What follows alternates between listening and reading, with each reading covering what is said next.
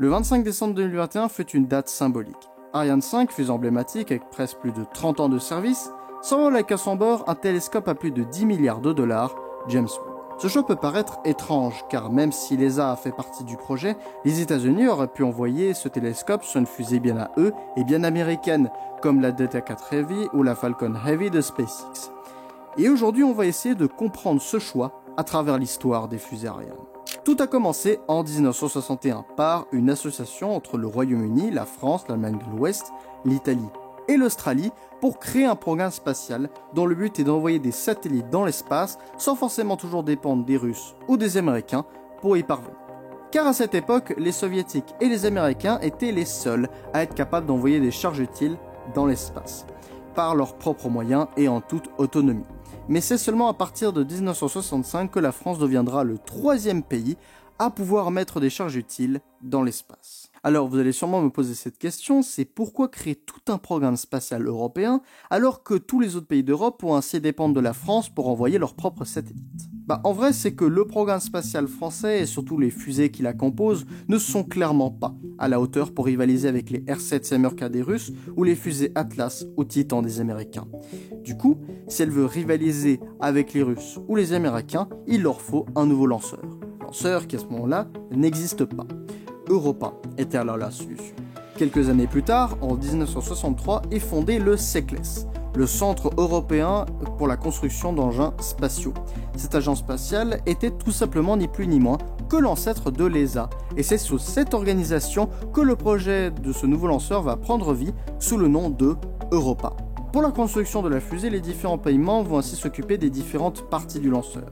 Les Anglais réutiliseront le Blue Streak, un missile balistique non utilisé en tant que premier étage, les Français conçoivent le second étage Coralie, et les Allemands le 3e, Astris. L'Italie, elle, s'occupe de la coiffe, les Belges du système de guidage, et l'Australie s'occupe de la construction et de la réalisation du site de lancement à Woomera au sein de son territoire.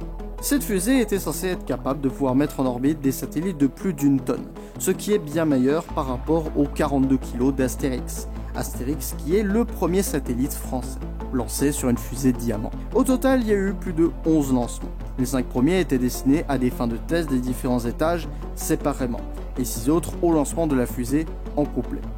Et sur les 11 le premier lancement a eu lieu en juin 1964, et sur les 11 lancements qui ont suivi, les 5 premiers ont réussi, tandis que les 5 autres ont complètement foiré. La raison de ces échecs n'est pas technologique, mais elle est surtout communicative. Plus simplement, ils ont juste travaillé dans leur coin sans vraiment collaborer entre eux, ce qui a eu pour conséquence un mauvais fonctionnement de la fusée et de tout le programme en général. Ce qui explique pourquoi les 5 premiers lancements ont réussi, puisque c'était les étages séparément, contrairement aux 5 autres qui étaient des tests de la fusée en entière. Après cet échec cuisant, l'Italie, l'Australie et le Royaume-Uni quittent le projet, laissant l'Allemagne et la France piloter le projet Europa seuls. Le projet subit alors quelques modifications supplémentaires et des améliorations pour devenir Europa 2. Et le dernier vol du programme sera effectué non plus à Woomera en Australie, mais sera fait à Kourou le 4 novembre 1971. Mais cela n'empêchera pas à nouveau l'échec de la fusée et on est de nouveau de retour à la case départ. À ce moment-là, l'Europe prend conscience qu'un manque d'organisation au sein des différents États ne peut que mener à mal un projet. C'est donc pour ça qu'en 1975, le CECLES est transformé pour devenir l'ESA, l'European Space Agency. Mais pendant ce temps-là, on décide tout de même de proposer une suite logique à Europa 2. Et c'est là qu'intervient l'idée d'un Europa 3 qui s'impose. Mais à ce moment-là, la plupart des États membres de l'ESA ne veulent plus vraiment financer un tel programme ambitieux et complètement fou. Donc à ce moment-là, il n'y a plus que la France qui va piloter le projet Europa 3 et qui vont le faire seul. Mais vu que le projet est français, il n'y a plus aucune raison de le nommer Europa. À la base, le nom de code du projet Europa était E3S pour Europa 3 de substitution. Il décide alors de changer le E par un L, ce qui donne le lanceur de 3e génération de substitution. Au final, les différents États membres décident quand même de revenir sur leur décision et décident quand même de participer au projet. Mais pour la France, plus question de refaire les mêmes erreurs. Et comme ça a été le cas avec Europa 1 et 2. Et à partir de ce moment-là, c'est seulement la France, et uniquement la France, qui mènera le projet. Les autres membres n'ont plus aucune décision sur ce dernier et ne sont plus que de simples collaborateurs. L3S n'est plus un nom très adapté et est rebaptisé Ariane.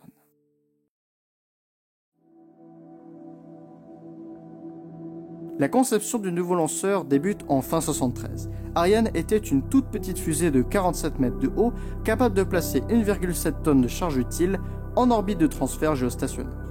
La fusée décolle et tout se passe comme il l'espérait, permettant de donner les clés pour ouvrir les portes de l'exploration spatiale européenne. Et très vite, on songe même déjà à l'améliorer. Et c'est là qu'intervient Ariane 2. Ariane 2 vient remplacer son prédécesseur et possède un second étage un tout petit peu plus grand, et Ariane 3 est juste une Ariane 2 avec des boosters en plus pour donner plus de puissance au décollage. Mais ce qui va faire toute la différence et ce qui va tout changer, c'est l'arrivée d'Ariane 4. Ariane 4 est plus grande, plus puissante et est maintenant capable de mettre 4,17 tonnes de charge utile en orbite de transfert géostationnaire. Son plus gros point fort est la capacité d'Ariane 4 à s'adapter à la charge utile, car maintenant sa coiffe est modulable et peut être plus ou moins large ou plus ou moins grande en fonction de la taille et du nombre de satellites.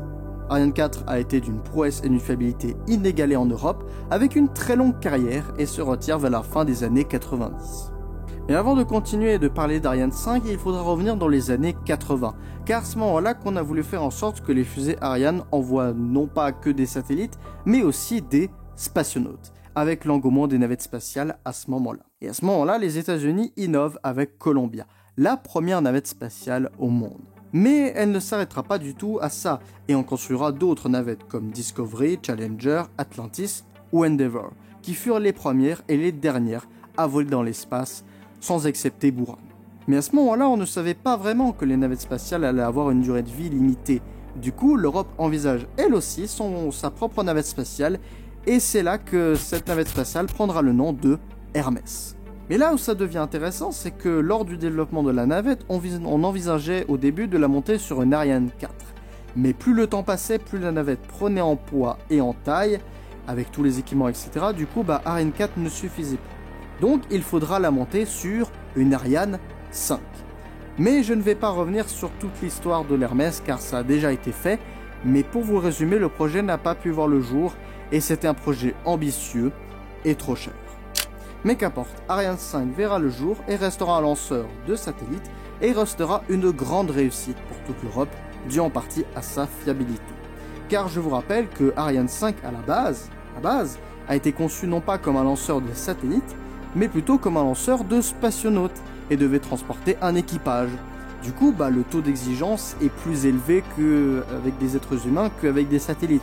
Car bon, des satellites, on peut reconstruire et re-reconstruire, mais un être humain, c'est pas tout à fait la même chose. Ariane 5 gardera cette conception toute particulière et deviendra la fusée la plus fiable du marché, avec un taux d'échec assez bas. Pour vous donner une petite idée, il y a eu seulement 2 vols non réussis sur 117 réussis qui s'étalent sur 30 ans de service. Ce pourquoi le télescope James Webb a été envoyé sur une Ariane 5, car déjà il coûte extrêmement cher et la NASA ne veut pas se permettre de perdre un bijou technologique à plus de 10 milliards de dollars. D'ailleurs, si on revient au lancement de Webb, la fusée a été tellement précise que James Webb n'avait même pas eu besoin de se propulser lui-même vers le point de Lagrange, ce qui fait que sa durée de vie a été rallongée, due à la précision et à la fiabilité d'Ariane 5.